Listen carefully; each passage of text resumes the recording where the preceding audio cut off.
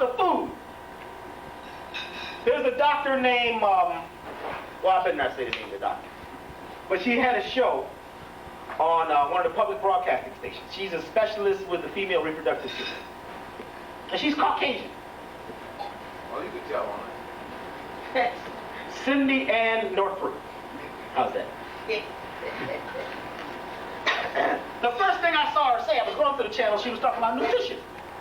The first thing she said is, you can't expect a Norwegian to eat the same food as a Jamaican. I've never heard anybody Caucasian say that. You can't expect a polar bear to live and eat the same food that a brown bear or a grizzly bear eats. They eat two totally different diets. The grizzly bear eats seals and salmon. The grizzly bear eats deer, moose, gazelles. Well, not gazelles. I guess there's no gazelles in North America.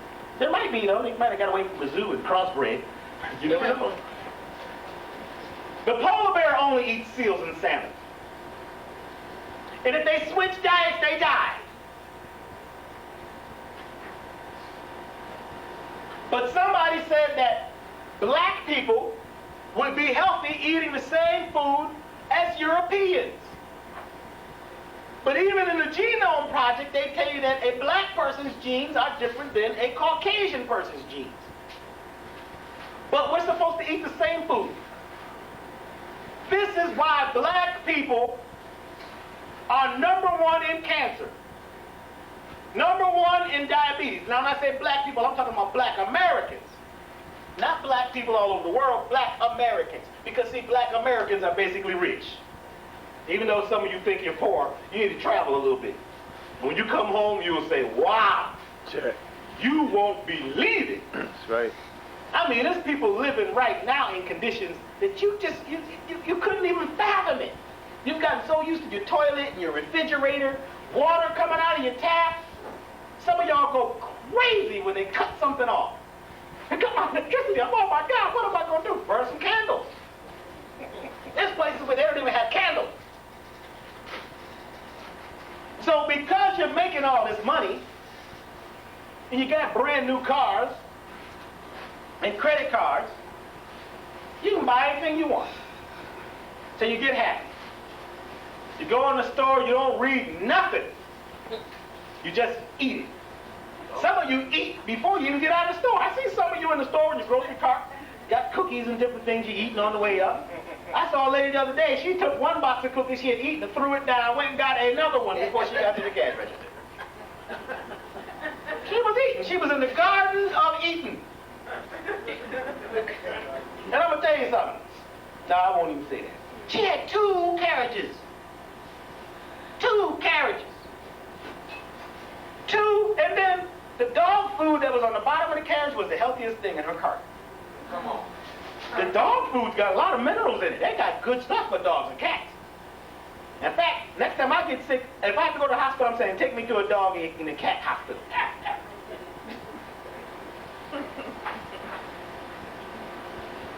Because these other hospitals, you know, there's a lot going on. You get confused up in there.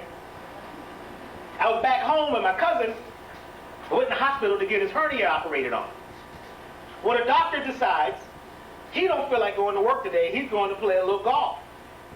So he called one of the interns. And he said, why don't you do the operation? The intern says, yeah, I'll do it. They look at the guy's chart. The only problem was it wasn't his chart. And they ended up taking his kidney out. His other kidney could not stand the shock, and he died 4 days later. This is my cousin. We're about the same age.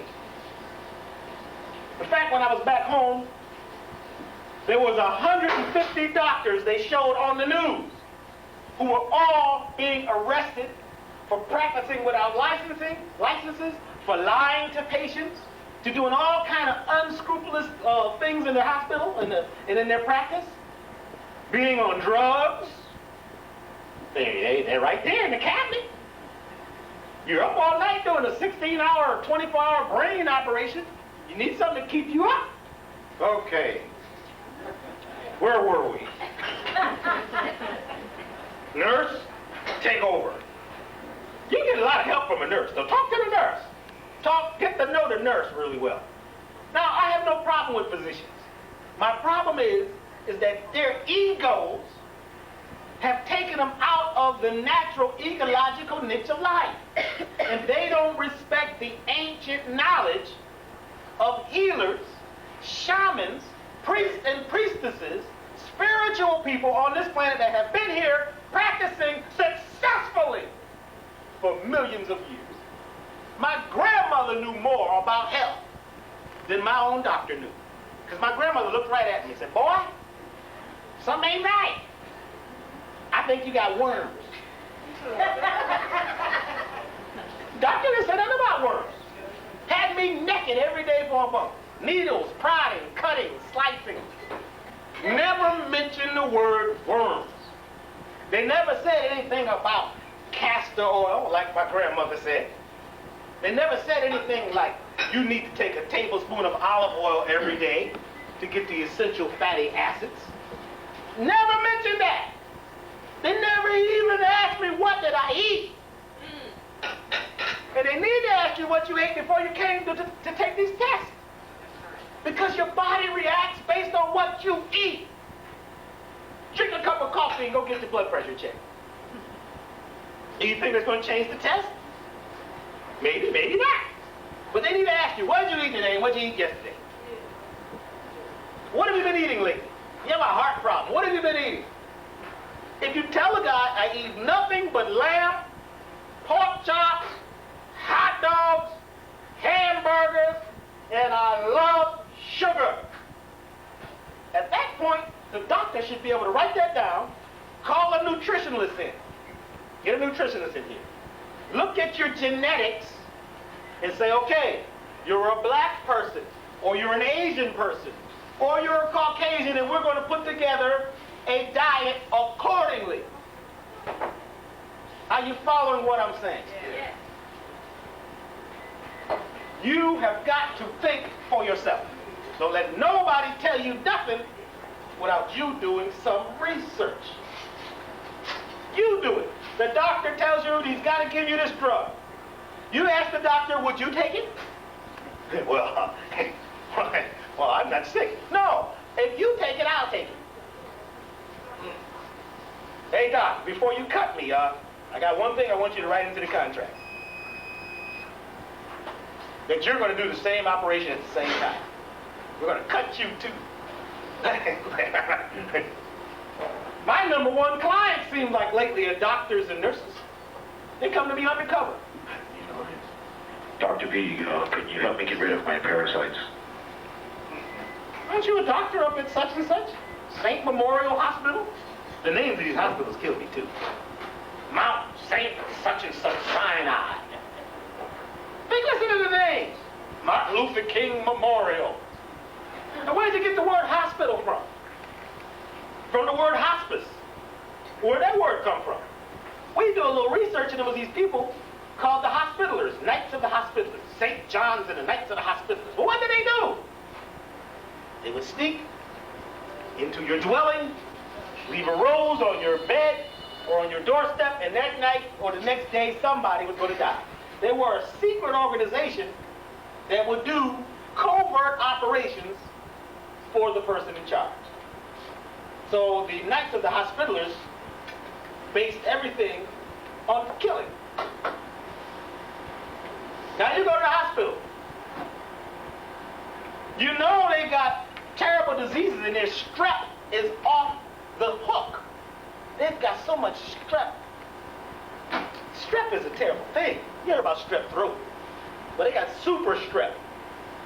It's something they can't kill in the hospitals. It's just in the hospital. That's why there's people that go to the hospital that come out with a disease that they didn't have when they got in there. Not to mention the doctor high. So what you need to do is ask your doctor, does he do drugs? And will you sign a piece of paper saying you don't do drugs? I also need a piece of paper saying that you will research everything you can about my condition. And when you come to the hospital, you will spend more than 10 minutes with me. You know, the doctor come in and check you, how you doing? How's you doing, nurse? Okay, look, I'll get back to you. No, you spend some time and sit down and talk to me. Doctor also needs to ask questions about your family and what's going on with you. Doctor needs to ask, how's your job? Could be your job stressing you out. Maybe you need to quit. All you need is a letter from the doctor saying, I cannot work. I got one. Said, I can't ever work again. You need to get one. Ever. It's got to say it. Ever. You can get it. Especially if you have those pains that nobody can find. You got those pains, you know, doctor, I'm sorry, it still hurts. Well, we can't fight. You hurt. Okay. You can't work. Thank you. Just don't get caught kicking up your heels outside the door. They got the camera watching. But when you eat these foods, your body gets weak because it's constantly fighting off the toxins. Because it's fighting these toxins, it cannot handle its daily business that it would be doing with a normally healthy person. And year after year after year of eating foods that are denatured, your body begins to react. If you put bad gasoline in your car and use the cheapest oil, you know they got that oil that's like 59 cents? You leave the grocery store that has like the name of the grocery store on it. 59 cents. Would you put that oil in your car? There's always a lot of it there because nobody buys it. You want a brand name. You want a warranty and a guarantee that this stuff has quality. So if you slowly put bad gas and bad oil in your car, it's going to break down. And most people will take better care of their automobile than they will of their car. Of their body. They will take more care, better care of their automobile than they will their bodies. That's a shame. And you expect your government to help you and explain everything to you. Well, this society is not based on people, it's based on capital. Money! I like the way they do it in China. You pay your doctor as long as you're well. The minute you get sick, you stop paying the doctor. You know how many people would be cured in America if we switch things around? Tell your doctor, say, Doc, you know, I'm going to pay you a little something every month as long as I'm well. The minute I get sick, you're off the payroll. Doctor will throw you out that office so quick it's ridiculous. And in many countries, the state or the government pays for you to stay well. You go to the doctors free because they want a strong people. They need a strong foundation. Here it's about money. They really don't care. It's about your money. So you have to turn things around for yourself and think for yourself and say, you know, I'm worth more than just money. So what you do is you say, I've been brought up in a system and I am ignorant, but I am ready to learn. The first thing you need to do is cleanse your body. This is what Grandma used to do. And remember, cancer is not that old, less than 100 years old. But people used to cleanse.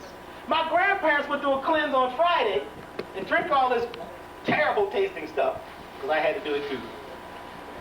And Saturday we'd take turns in the bathroom. But people were much healthier. There's places in the country where you might have to ride 100 miles to get to the doctor.